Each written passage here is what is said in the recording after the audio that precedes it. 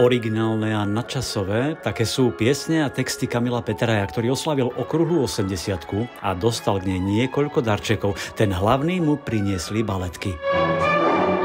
No a potom sa už išlo rozvaľovať. V bielej krabici sa skrývala menšia krabička. Sa skrýva nádherné prekvapenie. No tak to je teda, to fakt je krásne. Drevený triptych, ktorý namaľoval Martin Augustín. Krásna. K tomu ďalší kúsok od Martina.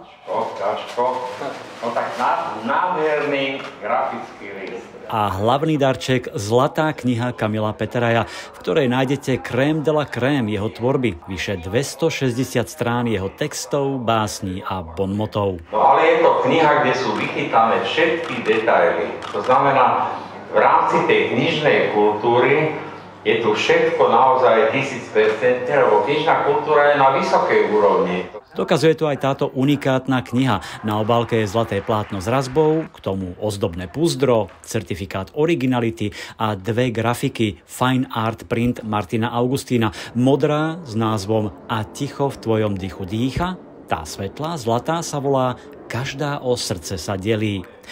Možno sa pýtate na názov Zlatá kniha. Jedno vysvetlenie mala moderátorka Mariana Ďurianová. Viete prečo? Lebo vy ste strašne zlatí. Ale nie je to celkom dôvod. Názov vymyslela duša luxusnej knižnice Gabika Belopotocká. Ja som mala pred očami jednu knižku, ktorú som si doniesla z Nemecka, teda väzbu, a tá bola zlatá. Ale tak krásne urobená zlatá väzba, že som túžila niekde tento nápad použiť. A pri oslavujúcom Kamilovi Peterajovi sa to perfektne hodilo.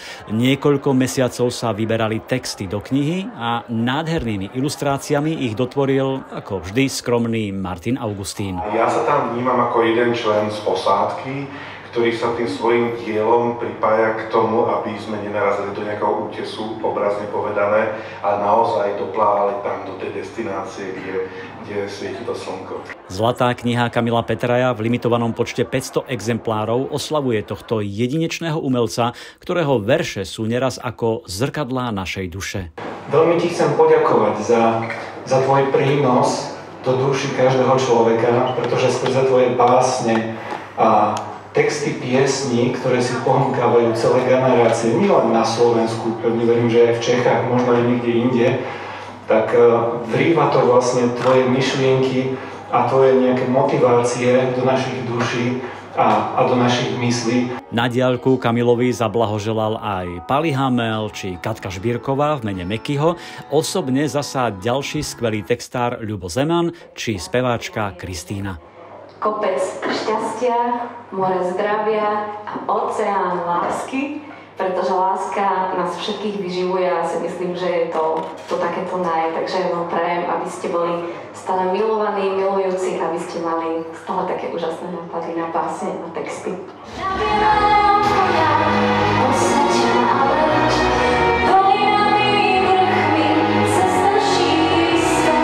Samozrejme, Kristína mu aj zaspievala a neskôr sa pridala aj Carmen Pál Baláš s Oliverom Patočkom.